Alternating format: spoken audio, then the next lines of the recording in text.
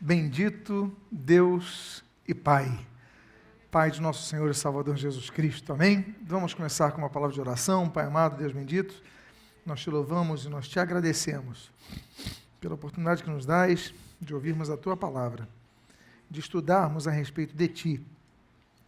Tu que és um Deus tão profundo, mas que por Tua misericórdia te fazes que nós possamos te conhecer um pouco mais, cada dia mais, pelas experiências pessoais, mas de maneira precisa pelo que nos ensinam as Tuas Escrituras Sagradas. Pedimos a Tua bênção sobre nós e te agradecemos em nome de Jesus. Amém e amém. Quero lembrar aos irmãos que os áudios e os vídeos estão sendo gravados, os áudios estão todos eles disponíveis no aplicativo da igreja, os vídeos no canal do YouTube da igreja, Igreja de Nova Vida da Tijuca. Então, os 2 primeiros vídeos já estão lá disponíveis. Quero dizer também que o livro de Teontologia, que é o livro base dessa série de estudos, ele está aqui à disposição, se alguém desejar obter esse livro, então pode fazê-lo. Se você quiser pegar já pode pegar e depois acerta ao final desse nosso estudo. Amém, queridos? Quantos aqui estiveram os 2 estudos primeiros? Ok. Quantos tiveram apenas um? Ok. Quantos não estiveram nenhum? Ok. Então, principalmente os que não estiveram em nenhum dos estudos, seria interessante, pelo menos pegar o primeiro estudo, que é a introdução, que a gente vai adentrando nessa série de assuntos a respeito de Deus Pai. Hoje nós vamos continuar falando sobre os atributos incomunicáveis de Deus.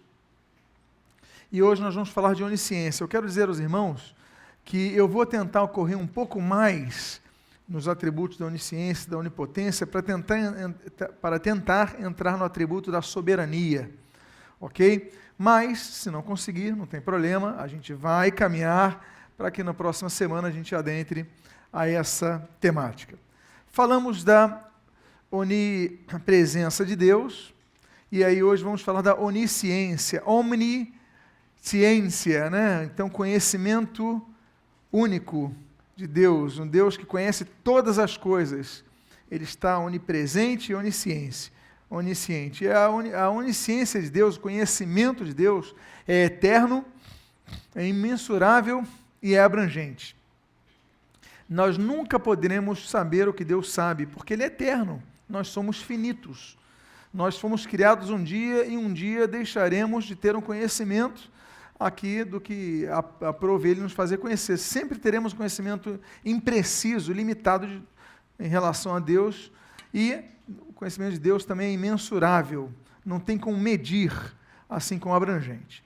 O salmista diz no Salmo 147, versículo 5, o seguinte: grande é o Senhor e muito poderoso, o seu entendimento não se pode medir.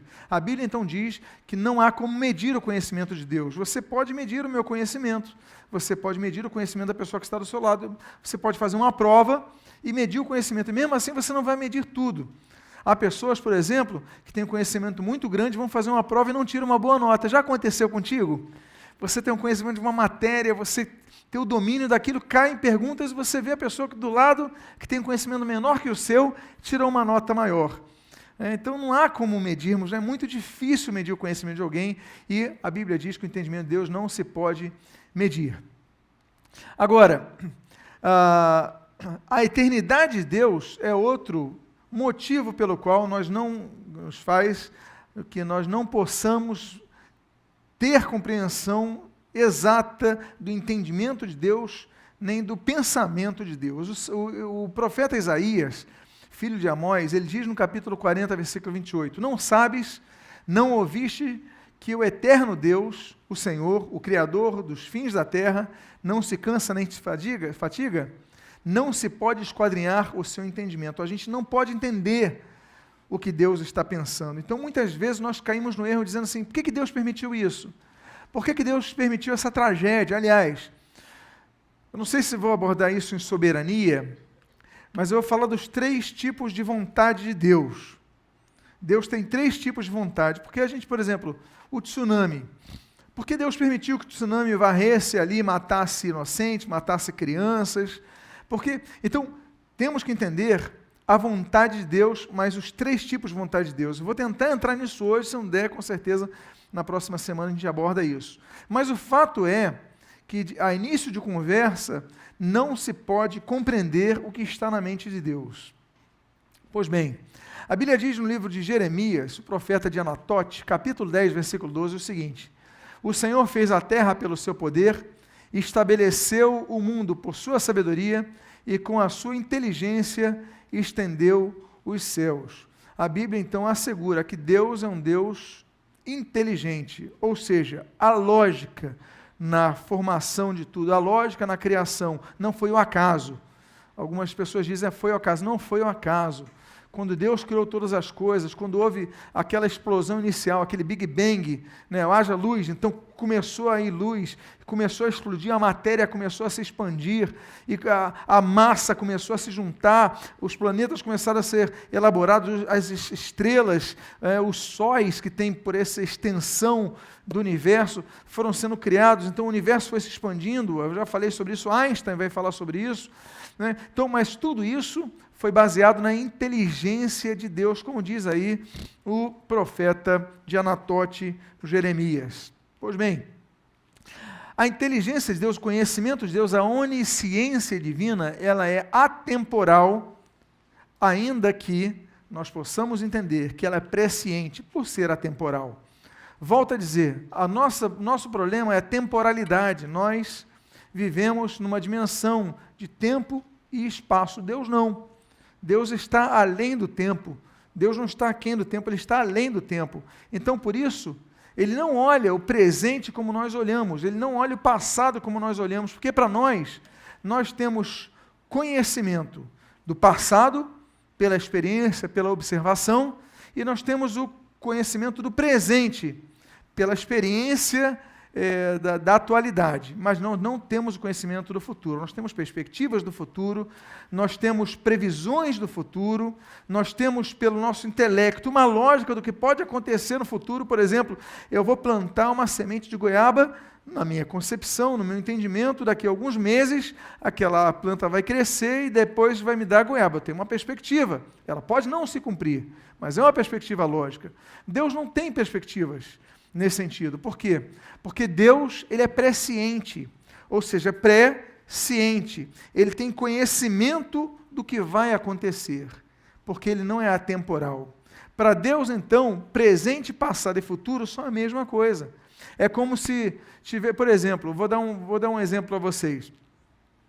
Se eu dissesse para vocês que a seleção brasileira de futebol, ou se não que o Barcelona, ou qualquer time espetacular fosse jogar ter um jogo contra o time do teu bairro, sendo que as pessoas do teu time, metade são mancas e metade são cegas. O jogo vai acontecer amanhã. Você pode já ver o futuro disso? Você tem uma perspectiva muito clara, apesar que você não possa assegurar, mas, pela lógica, o Barcelona vai ganhar desse time. Pois bem, para Deus é isso. Ele já vê tudo como se fosse num quadro colado, passado, presente e futuro. E como se ele estivesse de frente para esse lado. Ele já vê tudo, ele já percebe tudo, então ele já sabe o que vai acontecer amanhã. Nós não, ele sim. Então, essa presciência é algo que só ele tem. E depois nós vamos falar da questão da profecia, né? As percepções do que é profecia. Então, muitas vezes, Deus revela o que vai acontecer no futuro, mas deu outro caso para outro estudo. Mas então, nossos estados temporais, por exemplo, não nos permitem compreender o que é presciência, mas nós temos uma percepção do que é uma presciência quando nós antevemos, como o caso desse Barcelona e o time do teu prédio, por exemplo, temos uma perspectiva do que possa acontecer. Deus vê isso claramente. Isaías, mais uma vez citando o profeta Isaías, diz no capítulo 46, versículo 9 e 10, lembrai-vos das coisas passadas da antiguidade, que eu sou Deus e não há outro. Eu sou Deus e não há outro semelhante a mim, que desde o princípio anuncio o que há de acontecer, e desde a antiguidade as coisas que ainda não sucederam. Ou seja, Deus, desde a antiguidade, no passado, já avisa por Isaías coisas que ainda não aconteceram. Por que ele avisa coisas que não aconteceram? Porque ele já vê. Ele é onisciente. Ele já tem percepção dos fatos que ainda não aconteceram. Agora, ele pode anunciar a determinadas pessoas, como no caso dos escritores sagrados, eventos do futuro, com objetivos claros. Um deles, por exemplo, é para que decidam ou não ações que devem tomar. Por exemplo, Deus vai anunciar para Noé, olha, Noé, vai cair água na terra, vai inundar tudo, as pessoas vão se afogar, quem entrar na arca vai ser salvo. Então ele dá um prazo para Noé construir a arca e para Noé pregar o arrependimento e tudo mais. Ele anuncia o futuro e o objetivo, que a humanidade tome uma decisão.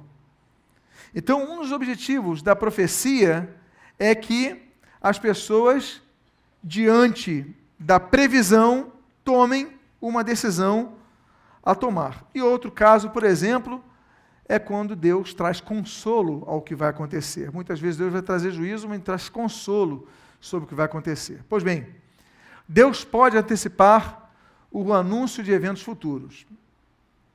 Já falei sobre isso, já falei o caso de Noé, mas nós temos dois casos interessantes aqui.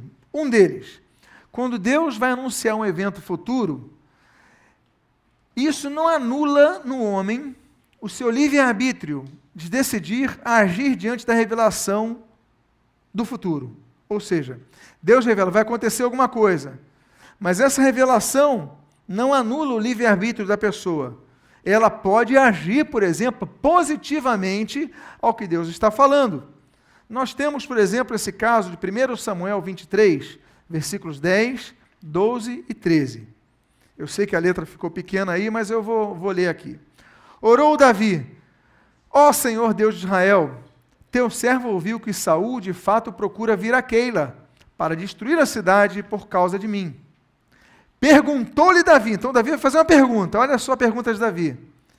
Entregar-me-ão os homens de Keila a mim e aos meus servos nas mãos de Saul?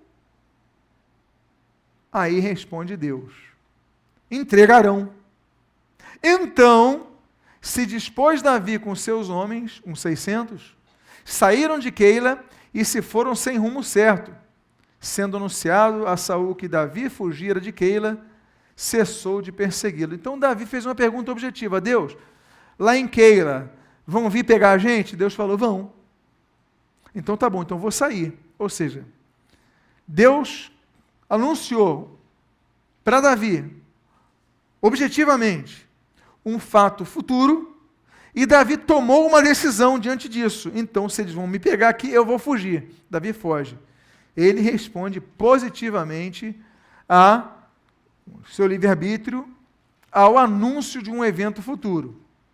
Agora, nós também, e o homem também, tem livre-arbítrio para decidir não agir diante da revelação de conhecimento presciente do futuro. Por exemplo, Jeremias capítulo 38, versículos 17 a 18, e o capítulo 39, do versículo 1 a 8, o texto é longo, mas você vai perceber que vai acontecer algo diferente do que nós lemos em relação a Davi. O texto diz assim, do profeta Anatotiano, então Jeremias disse a Zedequias, assim diz o Senhor, o Deus dos exércitos, Deus de Israel, se te renderes voluntariamente, Zedequias, aos príncipes do rei da Babilônia, então viverá a tua alma, e esta cidade não se queimará, e viverás tu e tua casa, mas, se não te renderes, olha aí o livre-arbítrio, se não te renderes aos príncipes do rei da Babilônia, então será entregue esta cidade nas mãos dos caldeus, e eles a queimarão, e tu não escaparás das suas mãos. Vou dar uma pausa aqui antes de continuar o texto. Vocês lembram de Davi em relação a Keila? Davi faz uma pergunta. Vão pegar a gente em Keila? Deus fala, vão. Davi foge. Deus está falando para Jeremias avisar o rei Zedequias. Olha, se você se render, você vai sobreviver. a sua família vai sobreviver e a cidade vai ficar de pé. Mas se você não se render, eles vão pegar vocês, vão destruir a cidade, vai acabar com a tua família. O que Deus fez? Deus, nesse atributo da onisciência, ele demonstrou que já sabia o que ia acontecer, mas nota bene, o que vai acontecer, de fato, e de maneira objetiva, Deus não avisou. Deus já sabia a decisão de Zedequias, mas Deus deixou Zedequias, por seu livre-arbítrio, tomar a decisão. O que Zedequias faz? Continua o texto do capítulo 38. Disse o rei Zedequias a Jeremias: receio-me dos judeus que se passaram para os caldeus. Não suceda que estes me entreguem nas mãos deles e eles escarneçam de mim. Foi tomada Jerusalém. Veio Nabucodonosor, rei da Babilônia, e todo o seu exército contra Jerusalém e a cercaram. Tendo visto Zedequias, rei de Judá, e todos os homens de guerra fugiram, mas o exército dos caldeus os perseguiu e alcançou Zedequias. Vazou os olhos a Zedequias e o atou com 2 cadeias de bronze para o levar à Babilônia. Os caldeus queimaram a casa do rei e as casas do povo e derribaram os muros de Jerusalém. Um homem tinha o poder de evitar a destruição de uma cidade. Deus falou: se você se render, todo mundo sobrevive, mas se você não se render, vão pegar vocês e vão destruir a cidade. Olha, pegam ele, matam a família dele, vazam os olhos, furam os 2 olhos dele, e Zedequias perde tudo e ainda queimam a casa do povo, queimam Jerusalém. Jerusalém cai queimada, cai e destruída em ruínas. Deus sabia o que ia acontecer? Pelo atributo da onisciência, sim, ele sabia o que ia acontecer. Mas Deus interveio para que a decisão de Zedequias fosse a decisão positiva em relação? Não, Deus deu o livre-arbítrio, ainda que soubesse a decisão de Zedequias. Então, a presciência de Deus, que é, digamos, um braço que caracteriza a sua onisciência, não faz com que o homem seja autômato, no sentido de decidir o que Deus quer que decida, ainda que Deus possa fazer isso, como nós analisamos. Depois vamos ver isso sobre soberania, que é o próximo atributo incomunicável. A ciência, o conhecimento de Deus também é perfeito e sábio. Então, eu vou avançar aqui, mas, por exemplo, Jó, o livro mais antigo da Bíblia, o livro de Jó, diz assim: tens tu notícia do equilíbrio das nuvens e das maravilhas daquele que é perfeito em conhecimento? Então, a palavra que nós vemos aí para perfeição é completitude. Ele é completo em conhecimento, não lhe falta nada em conhecimento. Deus conhece todas as coisas de maneira integral. Por quê? Porque Deus é eterno, Deus é presciente, Deus é onisciente. Por isso que em Romanos, aí avançando as páginas do Novo Testamento, nós lemos no capítulo número 11, versículo 33 e 34 o seguinte: ó profundidade da riqueza. Aliás, esse é um poema belíssimo de Paulo. Ó profundidade da riqueza, tanto da sabedoria como do conhecimento de Deus. Com insondáveis, não dá para sondar os juízos de Deus, quão insondáveis são os seus juízos, e quão inescrutáveis os seus caminhos, Quem, pois, conheceu a mente do Senhor? Não há como nós conhecermos a mente do Senhor. Mas fulano morreu, uma criança morreu, um inocente morreu. Como é que a gente vai conhecer o motivo de tudo isso? Vamos entrar em soberania no próximo ponto, a gente vai entender um pouquinho mais, mas o que a gente possa entender um pouquinho mais não é nada em relação ao que Deus pensa. Nós podemos trabalhar e elaborar um conceito pela nossa lógica, pela nossa percepção, pelas possibilidades, mas como conhecer? Então, nós devemos entender que o conhecimento de Deus também é infinito, mas é perfeito e é completo. O conhecimento de Deus, estamos falando do atributo incomunicável da onisciência, ele também é relacional. Deus conhece cada ser criado de forma individual. Conhece a mim, conhece a você, conhece a cada um de nós individualmente. E a cada um estabelece um plano individual. A Bíblia diz, o Senhor Jesus diz em Mateus capítulo 10, versículo 30, o seguinte: até mesmo os cabelos da vossa cabeça estão todos contados. Jesus quis dizer o seguinte: olha, Deus conhece cada detalhe de nossas vidas, nada escapa ao seu conhecimento. Deus tem um projeto para cada ser que cria. E a Bíblia diz, por exemplo, quanto ao chamado de Jeremias, capítulo 1, versículo 5, o seguinte: antes que eu te formasse no ventre materno, nota bene, antes de formá-lo. Isso é interessante que nós estudamos, tivemos a quinta ciência teológica sobre antropologia teológica, quando falarmos da criação do homem. Porque quando nós falarmos da criação do homem, nós vamos entrar num conceito que Agostinho vai trabalhar, que Tomás de Aquino vai trabalhar, e Tomás de Aquino vai trabalhar muito essa questão seguinte: quando é que Deus cria o espírito? Aristóteles abrange esse conceito, né? O espírito do homem, ele é pré-criado? Ele é criado no ato da conjunção do espermatozoide no óvulo feminino, é ali que surge o espírito. O espírito, aí nas religiões, vamos entender ali, vem na 9ª semana da gestação, vem na 4ª semana da gestação. Vamos ver o que o islamismo fala sobre isso. Vamos ver que... Então, a questão do aborto vai ser importante para nós compreendermos, mas quando é que surge o espírito? Será que houve aquela junção, surgiu o início, o embrião de um corpo, me permitam esse contexto? Então o espírito vem e toma posse? Vamos falar sobre isso nas aulas sobre antropologia teológica. Aqui não vamos abordar isso, porque vamos adentrar 1 hora para explicar isso.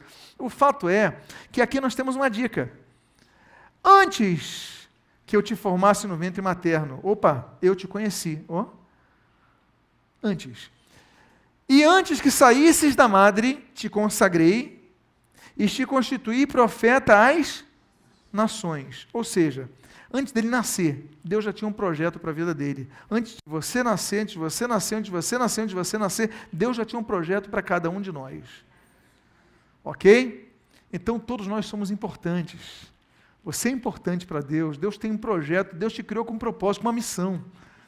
Agora, a questão do conceito relacional quanto à onisciência de Deus é que Ele não apenas conhece cada ser criado, mas Ele ouve o pensamento de cada um. E olha, por causa do fato dele englobar passado, presente e futuro, ele não é um conhecimento periférico. Ele percebe o que está imanente aos nossos sentimentos. Por exemplo, o Salmo 139, nos primeiros 4 versículos, diz assim: Senhor, Tu me sondas e me conheces. Sabes quando me assento e quando me levanto. De longe penetras os meus pensamentos. Esquadrinhas o meu andar e o meu deitar e conheces todos os meus caminhos. Ainda a palavra não me chegou à língua e Tu, Senhor, já a conheces toda. Não chegou à língua, Deus já conhece.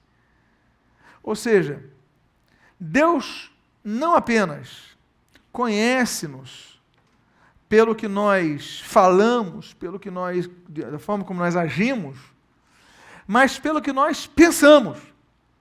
Por isso que Ele é onisciente. Eu volto a dizer, um dos grandes combates do protestantismo, a idolatria do catolicismo romano, é essa invenção antibíblica e grosseiramente herética de você poder orar um santo, ou orar a Maria, ou outra santa, qualquer, em determinado horário. Então, volta daquele exemplo, 6 horas da tarde. Aí os católicos romanos mais religiosos, o que eles fazem às 6 horas da tarde? Aí começam lá a oração. Aí rezam a Ave Maria.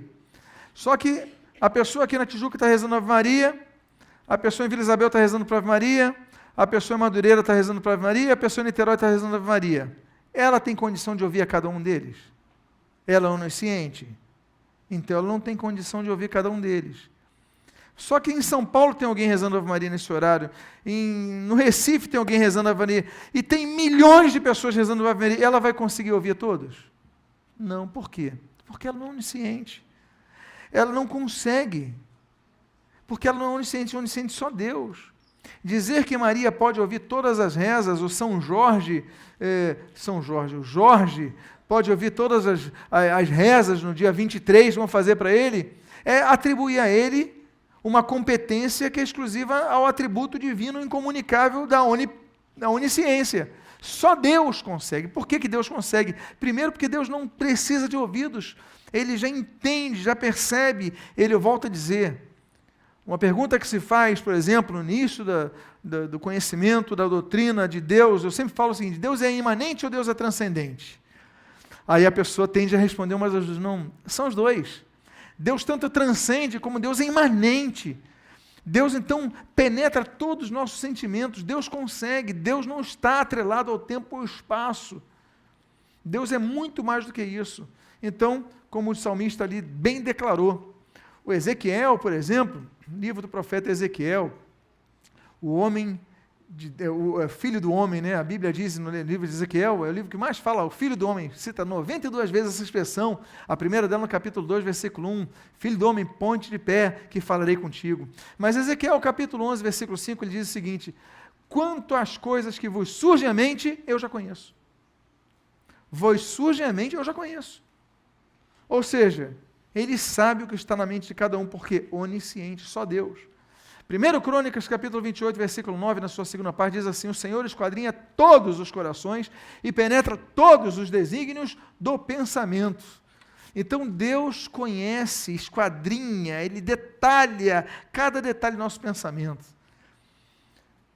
Agora, por causa disso, que Deus é o único que é o juiz, que pode julgar a todos. Porque nós pensamos que nós somos juízes. Mas nós somos juízes tão fracos, porque nós julgamos pelo que nós vemos, nós julgamos pelo que nós ouvimos, dos testemunhos, do que alguns falam. Precisamos de fatos, precisamos de provas para julgar. Ou julgamos pelos nossos preconceitos, mas daquilo que nós percebemos. Deus não. Deus sabe e julga até mesmo aquilo que nós pensamos.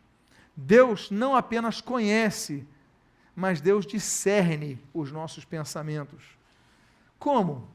A Bíblia vai falar sobre isso, e a Bíblia vai falar que Deus vai trabalhar nesse sentido. Depois vamos falar mais sobre isso futuramente, quando falarmos dos juízos de Deus.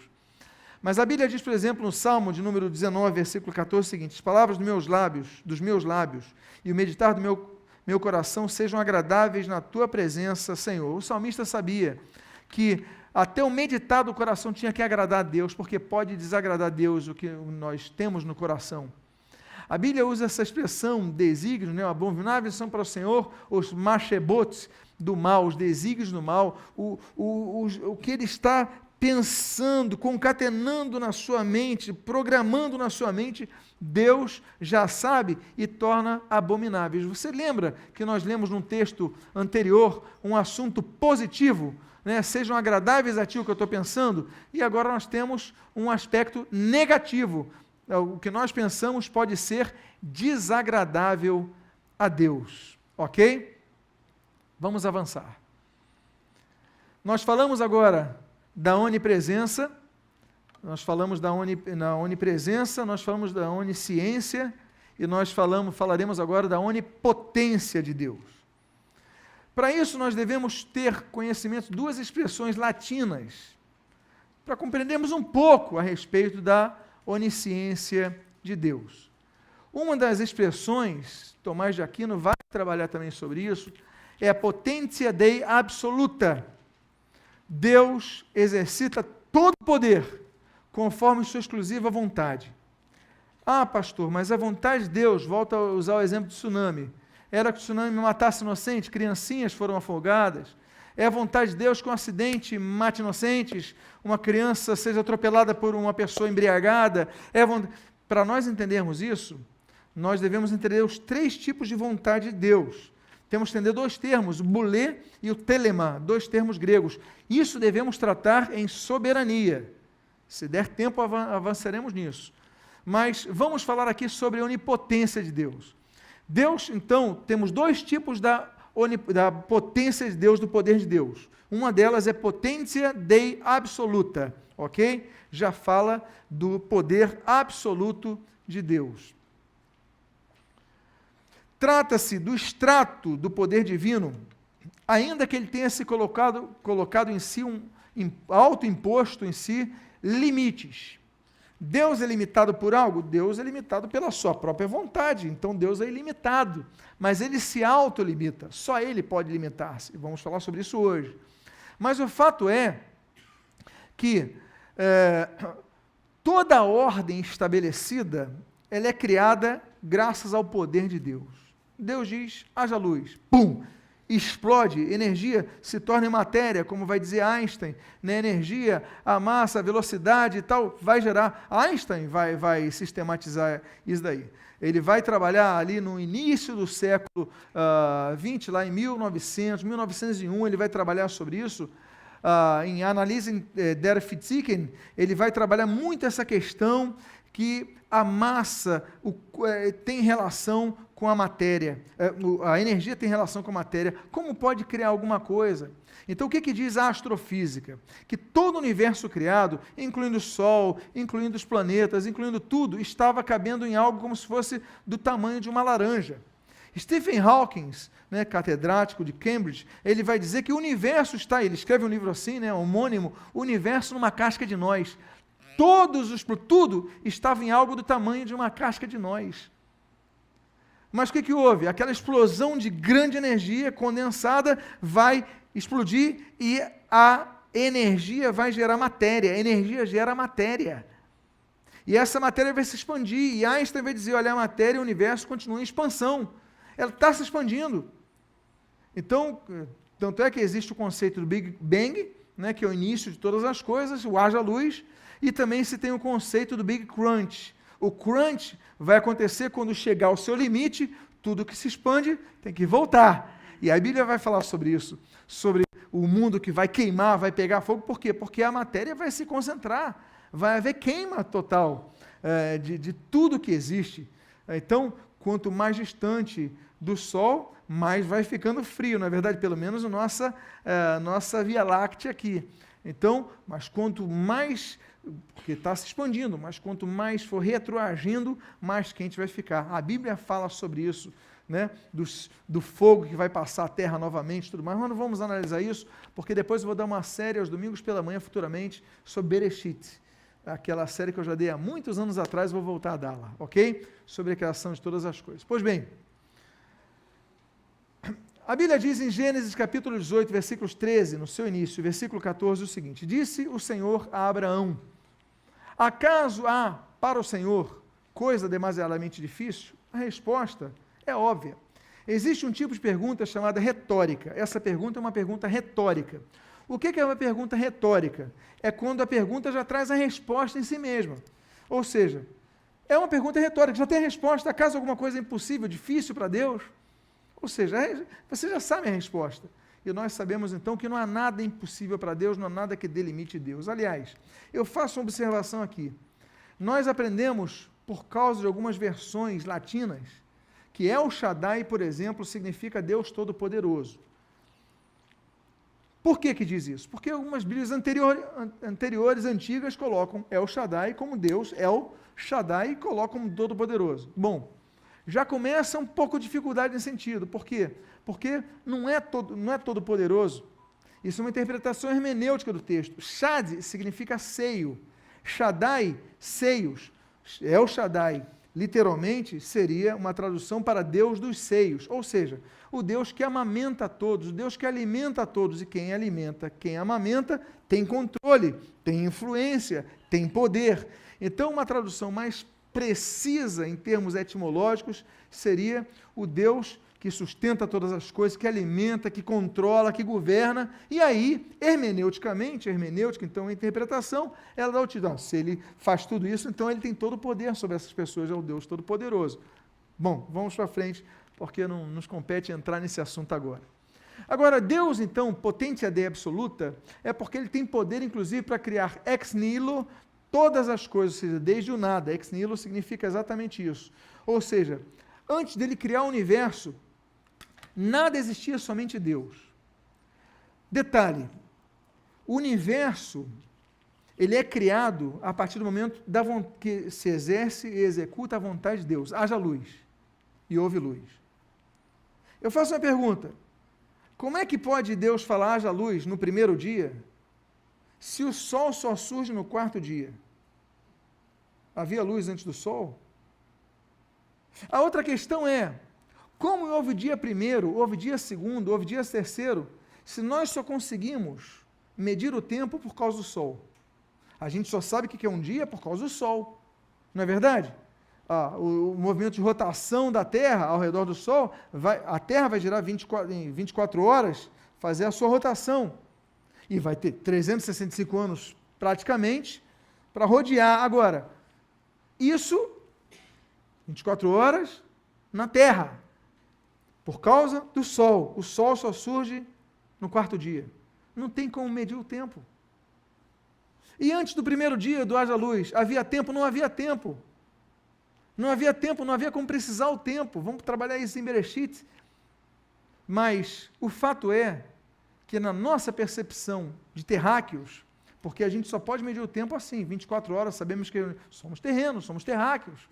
Então, nós podemos medir. Agora, se nós morássemos em Saturno, como é que seria o nosso relógio? Seria diferente. Não teria um relógio de 24 horas.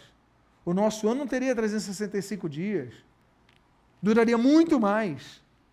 Mas aqui na Terra, nós medimos assim. Deus, então, antes de criar o universo, só Ele existia. Vamos avançar aqui.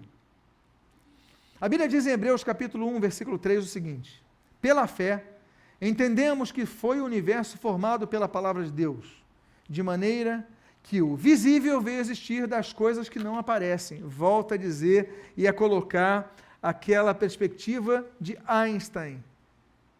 Energia vai se transformar em matéria. Olha o que diz o texto aí. Parece que Einstein lia o Antigo Testamento. Existe um autor, um rabino, chamado Isaac Luria, que ele vai falar sobre esse conceito também, né, do vácuo, mas não falando do Luria, falando desse texto. O visível, olha que texto de física. O visível vê existir das coisas que não aparecem, ou seja, a massa, a matéria, surge da energia, porque a energia não aparece. Aí, nós vemos mais uma vez a Bíblia confirmando a ciência tendo que bater palma para a Bíblia, porque a Bíblia já falava sobre isso. Jeremias, no capítulo 32, versículo 17, vai dizer o seguinte: Ah, Senhor Deus, eis que fizeste os céus e a terra com teu grande poder e com teu braço estendido. Coisa alguma te é demasiadamente maravilhosa. Então Jeremias fala mais uma vez que Deus, pelo seu poder, cria todas as coisas. Agora, Deus não cria apenas os elementos inanimados, o planeta, o fogo, que na verdade é o gás hélio e tudo mais, a questão do nitrogênio. Não, Deus cria também os seres terrenos e os angelicais. A Bíblia diz no livro de Salmo, capítulo 33, versículo 6 e versículo 9, diz assim: os céus por sua palavra se fizeram, por sua palavra, volta aquele texto do haja luz, lá de Gênesis 1, o salmista reforça, os céus pela sua palavra se fizeram, e pelo sopro de sua boca o exército deles. É um dos nomes que nós atribuímos aos anjos, a Bíblia atribui aos anjos, pois ele falou e tudo se fez, ele ordenou e tudo passou a existir. Então, as criaturas, os seres animados, o ânima, os que têm alma, eles foram criados por Deus. Ainda, devemos então compreender o seguinte: primeiro, o universo continua em expansão. Segundo, nós não conhecemos tudo que Deus criou. Por exemplo, há poucos anos atrás, nós não conhecíamos algumas espécies de répteis que foram encontrados na África, alguns tipos de mamíferos que foram encontrados no Amazonas, alguns tipos de aves que foram encontrados na Oceania. Mas alguém descobre, anota e, existe isso, mas já existia antes. Porque nós vamos conhecendo as coisas aos poucos, mas Deus já criou isso antes. Por exemplo, há algumas centenas de anos atrás, pouco tempo, se cria que a Terra era quadrada, ou depois que a Terra era redonda, mas era plana. Então, depois nós viemos descobrir que não era assim. Aí vamos descobrir que a coisa é maior. Por quê? Porque nosso conhecimento vai vindo aos pouquinhos. Deus já tinha criado, mas nós viemos conhecer depois. Então,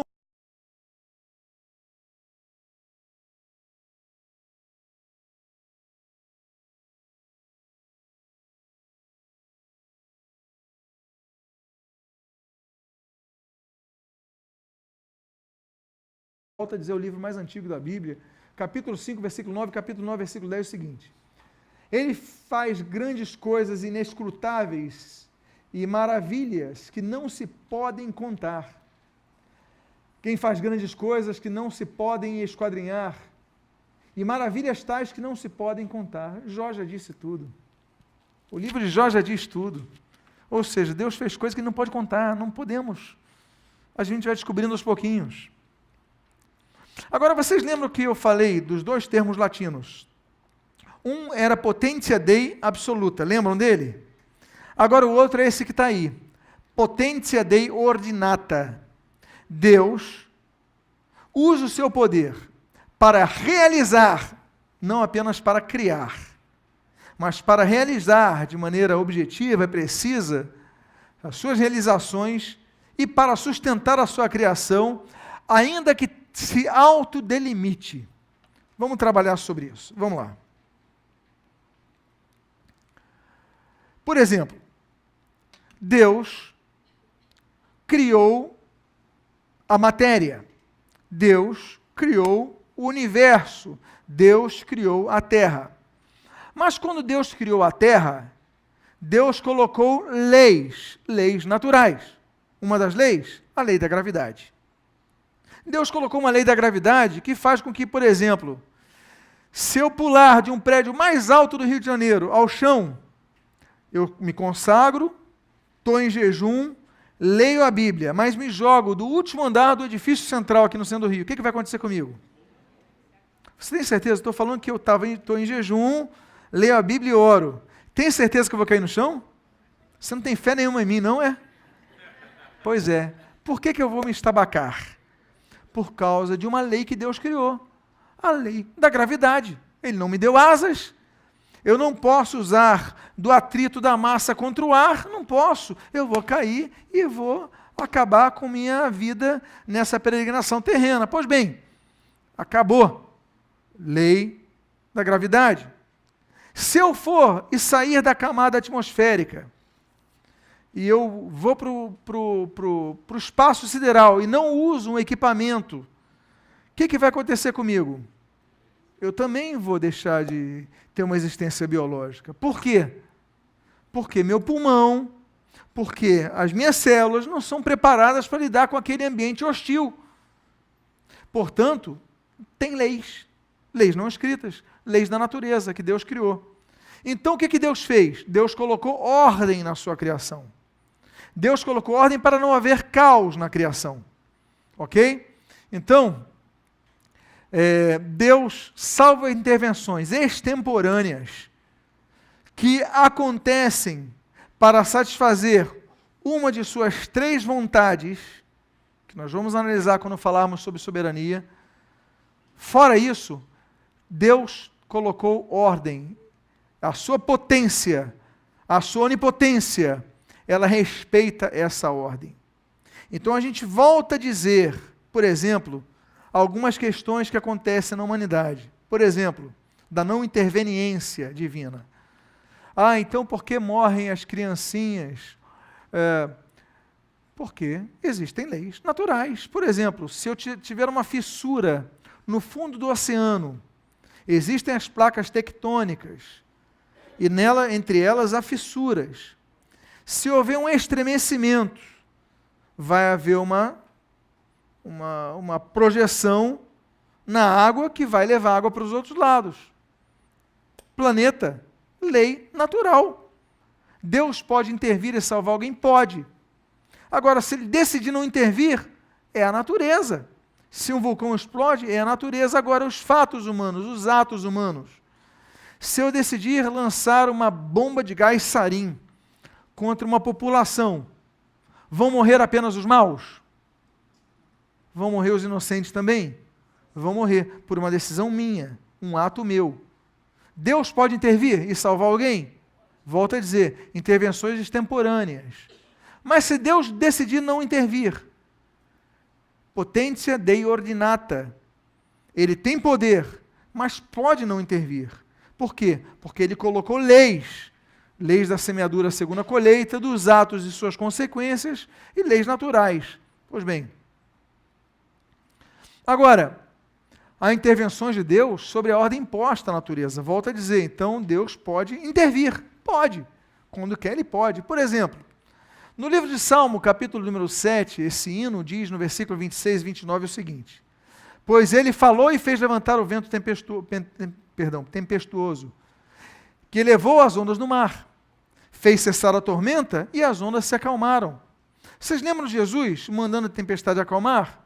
Intervenção na natureza. Deus pode intervir. Agora, Ele faz isso sempre.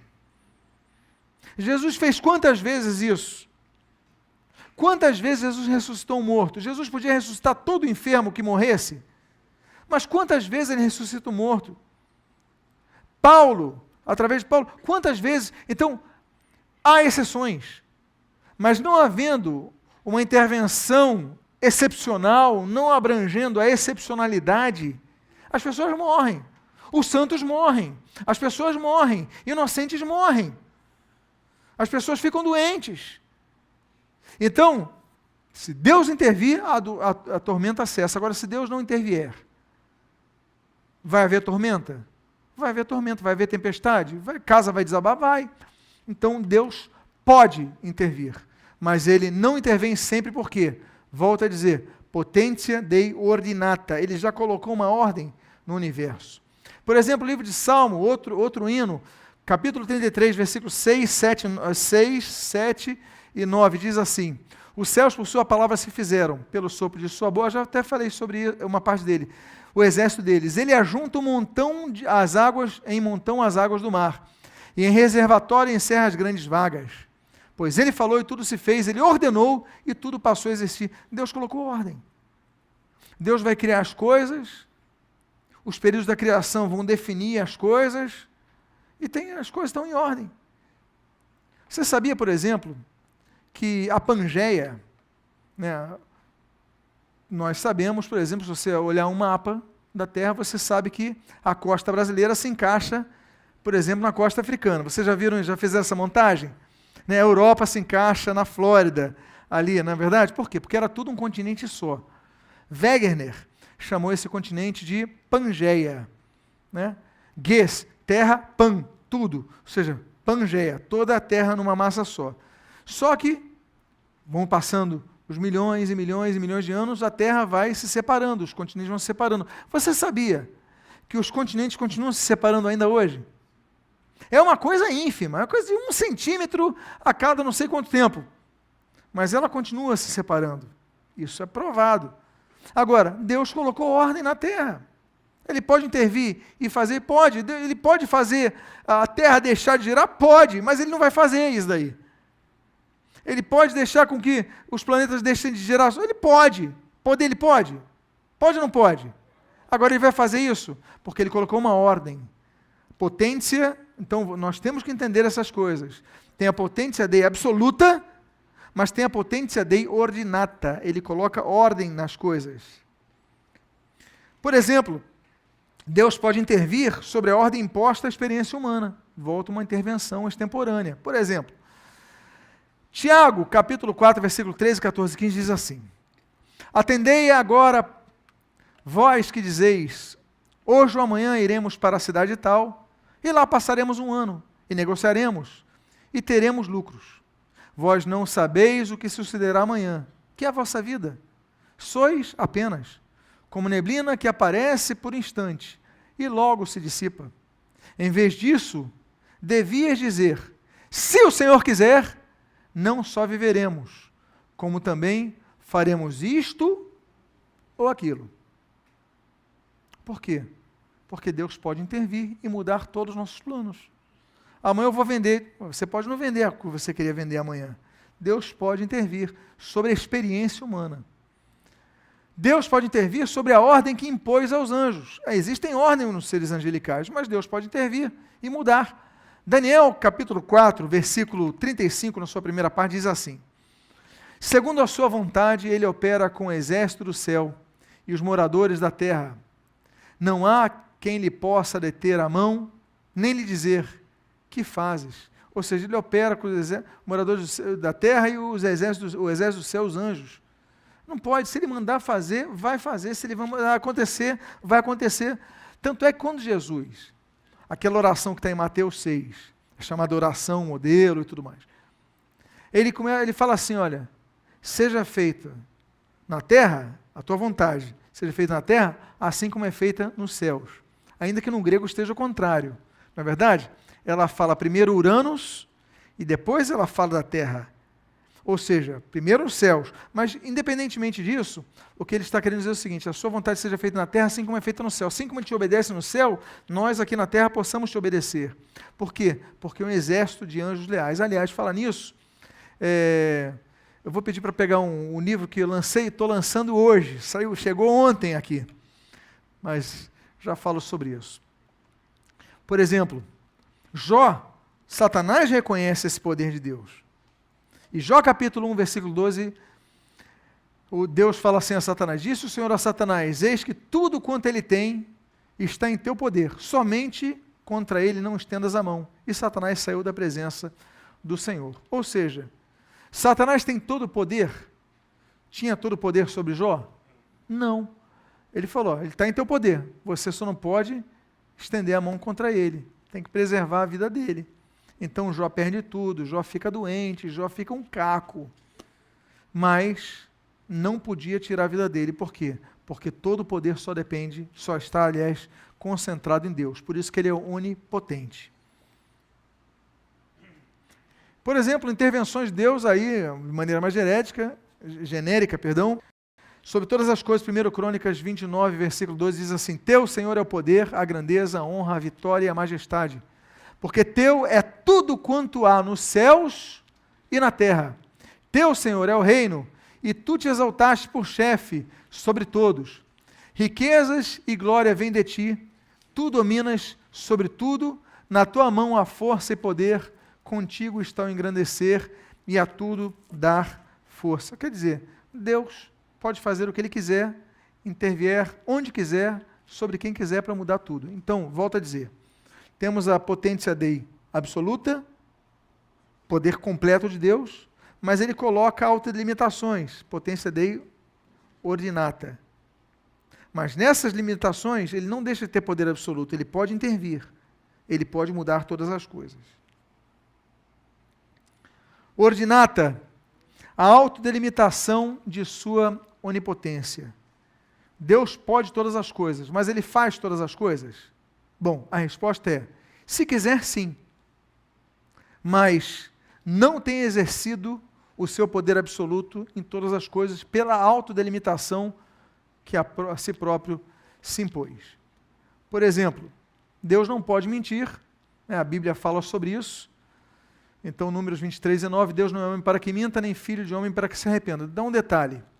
Eu vou falar nesses estudos, eu creio que na semana que vem, sobre esse texto que parece incoerente. Porque esse texto diz assim, Deus não é filho de homem para que se arrependa, mas a Bíblia diz que Deus se arrependeu. A Bíblia diz que Deus se arrependeu uma vez. A Bíblia diz que Deus se arrependeu 2 vezes. A Bíblia diz que Deus se arrependeu 3 vezes. A Bíblia diz que Deus se arrependeu 4 vezes. A Bíblia diz textualmente, e Deus se arrependeu 5 vezes. A Bíblia diz que Deus se arrependeu 6 vezes. E a Bíblia diz que Deus se arrependeu 7 vezes. A Bíblia está errada? Será que a Bíblia se contradiz? Porque a Bíblia diz 7 vezes que Deus se arrependeu. E o texto bíblico está, Deus se arrependeu, só que aqui Deus diz que Deus não se arrepende. Como diria o nosso poeta Carlos Drummond de Andrade, e agora, José? Quinta-feira que vem, a gente tira essa sua dúvida. Porque não vai dar tempo hoje. Ok? Mas enfim, Deus não pode mentir. Deus se colocou um limite, colocou um alto limite. Hebreus 6,18 diz, nos quais é impossível que Deus minta. Segunda autodelimitação, Deus não pode ser tentado a ninguém tentar. Ele tem poder, mas Ele não tenta ninguém. Uma coisa é prova, outra coisa é tentação. Deus pode provar alguém? Pode. Deus pode tentar alguém? Não. Por quê? Porque a tentação visa fazer a pessoa cair. E a aprovação visa fazer a pessoa se aperfeiçoar. Ok? Deus sabe nossos limites, como diz o apóstolo Paulo. Vamos entrar nesse assunto. Tiago diz assim, Ninguém ao ser tentado diga, sou tentado por Deus, porque Deus não pode ser tentado. Ali, olha o termo que ele coloca, apeirastos, pelo mal, e nem ele mesmo a ninguém tenta. Então, Deus não pode ser tentado. O termo grego apeirastos é oriundo do prefixo negativo a, geralmente quando tem a é algo negativo na frente, e peirazo, que significa teste. Ou seja, Deus não vai testar, porque em alguns casos também significa seduzir. E Deus não vai procurar derrubar ninguém. Ok? Então, esse sentido. Pois bem, vamos avançar. É isso, eu vou trabalhar em soberania, né? Quando Deus endurece quem quer, como Deus endureceu o coração de Faraó. Por que ele endurece o coração de Faraó? Por exemplo, Romanos 9, 17 a 18 diz assim, porque a Escritura diz a Faraó, para isto mesmo te levantei, para mostrar em ti o meu poder e para que o meu nome seja anunciado por toda a terra. Logo, tem ele misericórdia de quem quer e também endurece a quem lhe apraz. E o livre-arbítrio nisso? Depois falamos sobre isso. Continue injusto fazendo justiça, continue imundo andando, ainda sendo imundo, o justo continue na prática da justiça e o santo continue a santificar-se. Então, mas isso daí vamos avançar porque não vai dar tempo de trabalhar nisso hoje. Outra autodelimitação é que Deus não pode trair a sua palavra. Ele promete, ele cumpre as suas promessas. A Bíblia diz em 2 Timóteo 2,13, se somos infiéis, ele permanece fiel, pois de maneira nenhuma pode negar-se a si mesmo. Então, Deus é todo poderoso, ele pode negar-se, mas ele se autoimpõe isso, ou seja, delimitação. Ok? Vamos avante.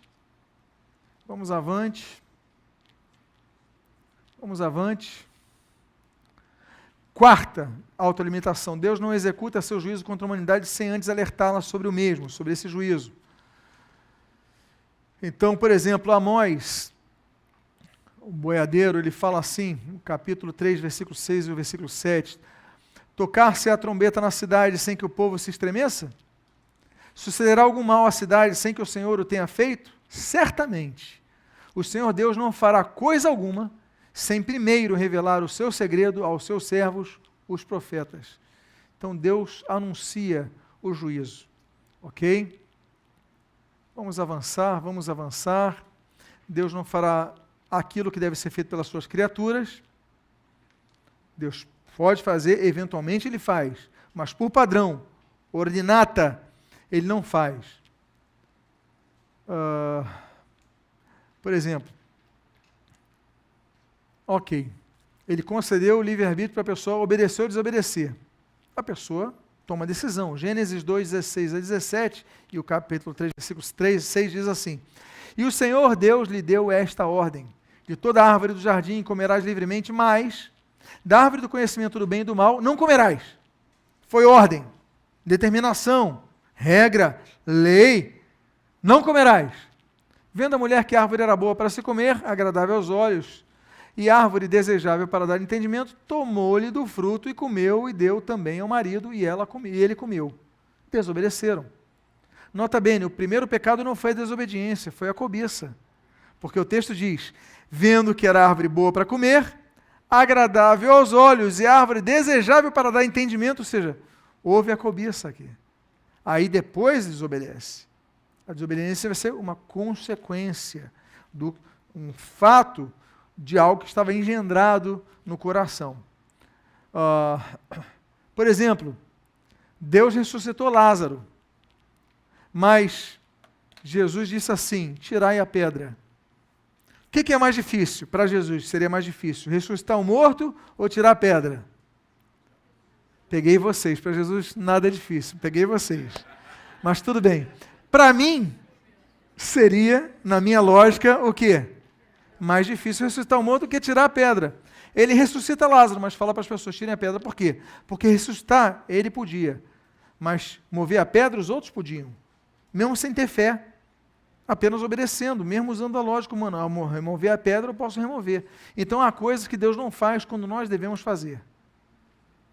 Ainda que possa haver milagre, né? Deus pode mudar todas as coisas. Sexta autolimitação é o que diz Tiago, capítulo 1, versículo 17. Diz assim, Toda boa dádiva e todo bom perfeito são lá do alto, descendo do Pai das luzes, em quem não pode existir variação ou sombra de mudança.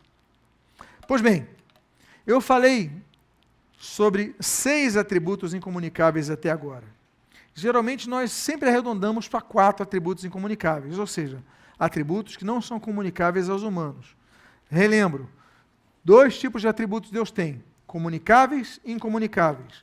Os incomunicáveis são os que não podem ser comunicados ao humano. Por exemplo, onipotência, onisciência, onipresença e eternidade. Ninguém pode ter o atributo da eternidade. Nós podemos ter a vida eterna, mas não podemos ser eternos, porque fomos criados um dia. Eterno não tem início nem fim. Podemos ter a vida eterna e nos tornarmos paz da eternidade. E ali sim, usufruímos da eternidade. Mas se um dia fomos criados, não somos eternos, somos infinitos. Eternidade só Deus. Onipotência só Deus. Onisciência só Deus. Onipresença só Deus. A soberania, só Deus tem soberania. Só Deus é soberano. Nós não somos soberanos. Por quê? O que nós temos é limitado. Deus é limitado. Mas se eu for entrar nessa área agora, eu vou dedicar muitos minutos a isso e já estamos no horário que eu prometi, em média, serem as nossas aulas. Então, a partir da próxima semana, vamos falar sobre soberania, vamos falar sobre os 3 tipos de vontade de Deus, vamos falar sobre o arrependimento, permita-me aspas, de Deus, e vamos trabalhar sobre os assuntos que falam a respeito de Deus o Pai. Amém, queridos? Eu espero que esse estudo tenha abençoado a sua vida. Se você perdeu os outros estudos, os outros 2 estudos, eles estão disponíveis no YouTube, Igreja de Nova Vida da Tijuca, estão lá os vídeos. O vídeo de hoje vai estar disponível daqui a meia hora. Se você quiser chegar em casa, rever, encaminhar para alguém, é só clicar em compartilhar, a pessoa vai ver o vídeo. E se você quiser o áudio, estão disponíveis no site da igreja, no SoundCloud e também no aplicativo da igreja, que você pode baixar gratuitamente, Nova Vida Tijuca, você baixa o aplicativo e você tem ali 350 mensagens, dentre as quais esses estudos. Vamos fazer uma oração. Pai amado, nós te louvamos, nós te agradecemos por essa série de mensagens a respeito de Deus Pai. A tua igreja, sim, Deus, glória a Deus por valorizar a pessoa divina de Jesus Cristo, nosso Senhor, nosso Salvador, nosso Redentor, nosso Remidor. Nós te louvamos porque a igreja valoriza a presença do Espírito Santo de Deus, aquele que nos consola, aquele que nos conforta, aquele que nos fala a respeito do pecado, da justiça, do juízo. Sim, a presença doce do Espírito Santo, mas muitas vezes falamos pouco a respeito de Deus o Pai. Obrigado por essa série de mensagens, dessas quintas-feiras, dessas semanas que estamos dedicando a Ti, Deus, para falar a respeito do que a Bíblia fala a respeito de Ti. Trata a respeito de Ti. Muito obrigado, abençoa nossas vidas, que nós pedimos e te agradecemos em nome de Jesus. Amém e amém. Apenas 2 informações, já pode então desligar aí o vídeo, já pode finalizar a gravação e também a transmissão. Quero falar a respeito então do livro que